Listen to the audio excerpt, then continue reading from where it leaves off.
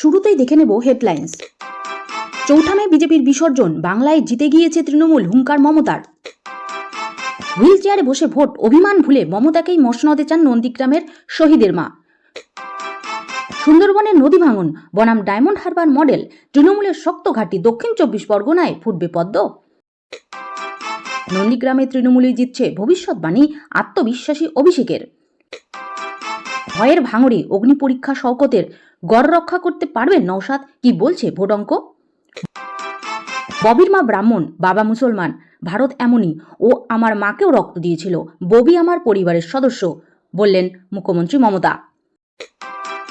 এডিটের video ছড়িয়ে বিভ্রান্তির চেষ্টা, তৃণমূলের আসন নিয়ে ভাইরাল ভিডিও প্রসঙ্গে মুখ খুললেন অনুব্রত। ভোট মিটতেই হলদিয়ায় ধুন্ধুমার, ইভিএম স্ট্রংরুমে হামলা চালিয়েছে বিজেপি, কমিশনে নালিশ তৃণমূলের। প্রথম দফায় 110 আসন পাচ্ছে বিজেপি, রাতভর হিসেব নিকেশ করে জানিয়ে দিলেন শাহ। দ্বিতীয় দফায় আরও কড়া কমিশন, শান্তিপূর্ণ ভোট করাতে আসছে অতিরিক্ত আরও 10 পুলিশ পর্যবেক্ষক। সংখ্যালঘু এলাকায় স্লো ভোটিংয়ের ছক কমিশনের, প্রকাশ্যে চাঞ্চল্যকর তথ্য। অ্যাপ ছেড়ে বিজেপিতে যোগ রাঘব চাড্ডার, কেজরিকে নিয়ে করলেন বিস্ফোরক দাবি। হিঙ্গলগঞ্জের বর, এবার কমিশনের নজরে ডায়মন্ড হারবার, সাসপেন্ড আইপিএস সহ 5 পুলিশ কর্তা। আসছে এবার বিস্তারিত খবরে। তার আগে বন্ধুরা, চ্যানেলে প্রথমবার হয়ে থাকলে চ্যানেলটিকে সাবস্ক্রাইব করে নোটিফিকেশন বেলটি অন করে রাখুন, এরকম নিত্য নতুন প্রতিনিয়ত খবর সবার আগে পাওয়ার জন্য। তো চলুন বিস্তারিত খবরগুলি দেখে নেওয়া যাক। প্রথমে যে খবরের দিকে নজর রাখবো, নন্দীগ্রামে তৃণমূলই জিতছে, ভবিষ্যৎবাণী আত্মবিশ্বাসী অভিষেকের। ডায়মন্ড হারবারের সভা থেকে অমিত শাহকে চ্যালেঞ্জ অভিষেকের। স্বরাষ্ট্রমন্ত্রী, আপনাকে বলছি, গরম পড়েছে, মাথা ঠান্ডা রাখুন, জল বেশি করে খান, আর সৎসাহস থাকলে চৌঠামে কলকাতায় থাকবেন। বেলা 12টার পর দেখা হবে। প্রথম দফায় ভোট মিটে গিয়েছে। হটস্পট নন্দীগ্রামে, তৃণমূলের পবিত্র কর নাকি বিজেপির শুভেন্দু অধিকারী, জয়ের হাসি কে হাসবে তা নিয়ে তুঙ্গে চর্চা। তারই মাঝে শুক্রবার নিজের গড় ডায়মন্ড হারবারের স্টেশন মোড়ে দাঁড়িয়ে সুপার কনফিডেন্ট তৃণমূলের সর্বভারতীয় সাধারণ সম্পাদক অভিষেক বন্দ্যোপাধ্যায়। নন্দীগ্রামে তৃণমূল জিতবে বলেই দাবিদার অভিষেক বলেন, প্রথম দফার ভোটে তৃণমূল সেঞ্চুরি পার করে ফেলেছে, 105ও হতে পারে, 110ও হতে পারে, কোথাও গিয়ে থামবে জানি না। নন্দীগ্রাম তৃণমূল কংগ্রেস জিতছে, নিশ্চিত থাকুন, আমি কথা দিয়ে গেলাম, তৃণমূল নন্দীগ্রাম জিতেছে। তৃণমূল প্রার্থী পান্নালাল হালদারের সমর্থনে অভিষেক বন্দ্যোপাধ্যায় এদিন কপাইহাট থেকে স্টেশন মোড় পর্যন্ত রোড শো করেন। কাতারে কাতারে মানুষ সেই মিছিলে অংশ নেন। রোড শো শেষে সন্ধ্যায় ডায়মন্ড হারবার স্টেশন মোড়ে গাড়ির উপর দাঁড়িয়েই সভা করেন। সেখান থেকে দৃঢ় কণ্ঠে নন্দীগ্রামে তৃণমূলের জয়ের কথা ঘোষণা করেন। তার কথায়, 24-এর লোকসভা ভোটে ডায়মন্ড হারবার ঠিক জায়গাতেই দাঁড়িয়ে যা বলেছিলাম তাই মিলে গিয়েছিল, এই মাটিতে দাঁড়িয়ে যা বলি তাই হয়। আজ একটা সুখবর দিতে এই ডায়মন্ড হারবারের মাটি বেছে নিয়েছি।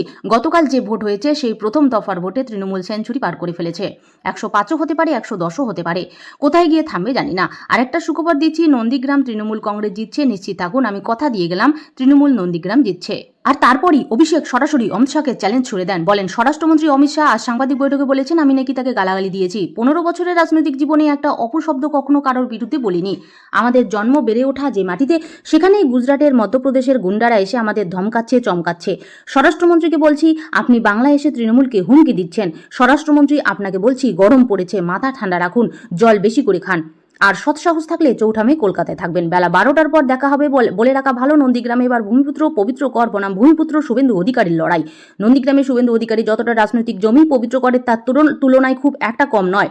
তিনি বরাবর শুভেন্দুর সুরিত হিসাবেই পরিচিত।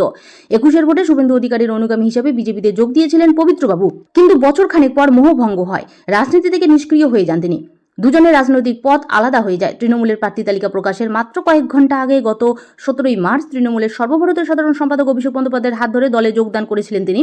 রাজনৈতিক মহলের মতে এবার নন্দীগ্রামে একেবারে কাটা দিয়ে কাটা তোলার পথে হেঁটেছে শাসক শিবির, তাই স্বাভাবিকভাবে নন্দীগ্রামের ভোটের ফলের দিকে আপাতত নজর সকলের। আসছি এবার অন্য খবরে। ববির মা ব্রাহ্মণ, বাবা মুসলমান, ভারত এমনই, ও আমার মাকেও রক্ত দিয়েছিল, ববি মার পরিবারের সদস্য মমতা। রাজ্যে পৃথক জনসভা থেকে মমতা সরকারের উৎখাতের ডাক দিয়েছিল প্রধানমন্ত্রী নরেন্দ্র মোদী এবং কেন্দ্রীয় স্বরাষ্ট্রমন্ত্রী অমিত শাহ। পাল্টা তৃণমূল নেত্রী মমতা বন্দ্যোপাধ্যায়ের নিশানায় মোদী, শাহ তথা কেন্দ্রীয় সরকার।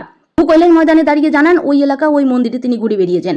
তিনি বলেন, শিলিগুড়িতে মহাকাল মন্দির তৈরি করছি, এখানে এসে সেটা মনে পড়লো। কারো গুজব মিথ্যাচারে বিশ্বাস করবেন না, কুৎসা শুনে গদ্দারি বন্দুক নিয়ে নয়। আমরা শান্তিপ্রিয় মানুষ, আমরা শান্তি চাই। মনে রাখবেন, বাংলায় তৃণমূল কংগ্রেস ছাড়া বিজেপির জেতার কোনো ক্ষমতা নেই। বাংলার মানুষ ওদের চায় না। ওরা SIR করে মানুষের ভোটাধিকার কেড়ে নিয়েছে। আর মানুষ কালকে 93% ভোট দিয়ে দেখিয়ে দিয়েছে, তোমাদের মুখে ঝামা ঘষে দিয়েছে। প্রথম দফায় বিজেপি হেরে গিয়েছে। কাল যেখানে যেখানে ভোট হয়েছে সেখানে বিজেপি হেরেছে। পরের দফায় সকলে ভোট দেবেন, হিন্দু মুসলমান সকলে মিলে ঢেলে ভোট দিন। বাড়িতে আগুন লাগলে হিন্দু মুসলমান ভাগাভাগি করে না। মোদিনী এও বলেন, ও আমার মাকে রক্ত দিয়েছে, ও আমার পরিবারের সদস্য, ওর মা ব্রাহ্মণ, বাবা মুসলমান। এমন কটা দেখা যায়। পক্ষে সপোর্ট থেকে পহেলগাঁও কাণ্ড ও ফিরহাদের প্রচারে গিয়ে প্রধানমন্ত্রী নরেন্দ্র মোদীকে নিশানা মমতার। বলেন, বিজেপিকে একটা ভোট নয়, SIR করছে, তারপর NRC করবে, ওদের ভোট দেবেন না। বাংলায় NRC ডিটেনশন ক্যাম্প করতে দেব না।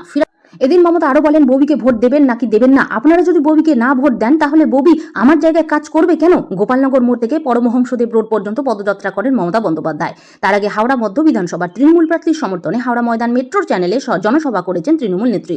কলকাতা বন্দরে তৃণমূল প্রার্থী বিদায়ী মন্ত্রী ফিরহাদ হাকিমের সমর্থনে সভা মুখ্যমন্ত্রী মমতা বন্দ্যোপাধ্যায়। সভাস্থল ভূকৈলাস ময়দান। তার আগে হরিসভা স্ট্রিট ক্রসিং থেকে কার্লমার্ক সরণি পর্যন্ত পদযাত্রা কর্মসূচি ছিল মমতার। রাজ্যে পৃথক জনসভা থেকে মমতা সরকারকে উৎখাতের ডাক দিচ্ছেন প্রধানমন্ত্রী নরেন্দ্র মোদী এবং কেন্দ্রীয় স্বরাষ্ট্রমন্ত্রী অমিত শাহ। পাল্টা তৃণমূল নেত্রী মমতা বন্দ্যোপাধ্যায়ের নিশানায় মোদী, শাহ তথা কেন্দ্রীয় সরকার। যাদবপুর বিশ্ববিদ্যালয় নিয়ে প্রধানমন্ত্রীর বক্তব্যের বিরোধিতায় তাকে দীর্ঘ পোস্ট করলেন মুখ্যমন্ত্রী। সেবার পরের খবরে প্রথম দফায় 110 আসন পাচ্ছে বিজেপি। রাতভর হিসেব নিকেশ করে জানিয়ে দিলেন শাহ। প্রথম দফা ভোট শেষে তৃণমূল 130 আসনের বেশি জয় নিয়ে আত্মবিশ্বাসী তৃণমূল। প্রথম দফার ভোট সুষ্ঠুভাবে সম্পন্ন হওয়ার পর বিজেপির নেতৃত্ব সম্পূর্ণ কৃতিত্ব দিয়েছে নির্বাচন কমিশনকে।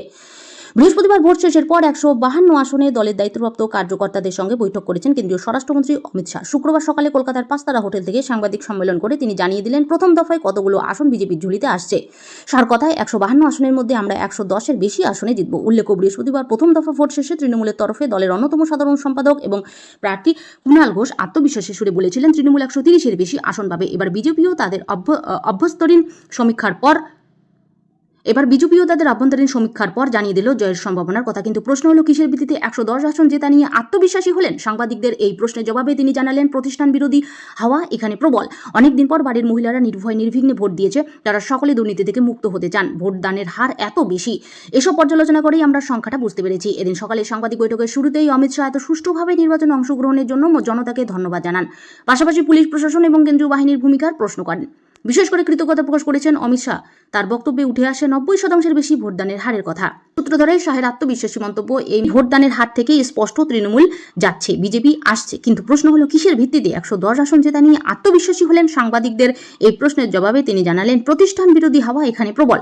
অনেকদিন পর বাড়ির মহিলারা নির্বিঘ্নে ভোট দিয়েছে। তারা সকলে দুর্নীতি থেকে মুক্তি চান। ভোটদানের হার এত বেশি, এসব পর্যালোচনা করি আমরা পেরেছি। পাশাপাশি এই আশ্বাসও শোনা গেল, বাংলায় বড় হওয়া কাজ করা কোনো বাঙালি বিজেপির মুখ্যমন্ত্রী হবেন। ভিন রাজ্য থেকে কাউকে এনে মুখ্যমন্ত্রী পদে বসানো হবে, এটা স্টেপ রটনা বলে স্পষ্ট করেন শাহ।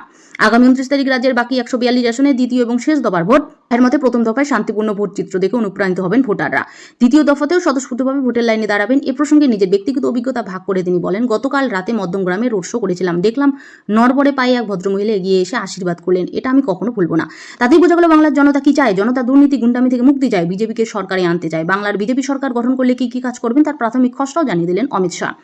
প্রথমেই উল্লেখ করলেন, সংসদে মহিলা সংশোধনী বিল নিয়ে তৃণমূলের বিরোধিতার কথা। বলেন, মহিলা বিলের বিরোধিতা করেছিল তৃণমূল, ক্ষমতায় এসে তার জবাব দেব। অনুপ্রবেশ মুক্ত বাংলা, দুর্নীতিপরায়ণ পুলিশ আধিকারিকদের শাস্তি এবং মহিলা সুরক্ষা, এই 3 বিষয়ের উপর জোর দেন অমিত শাহ।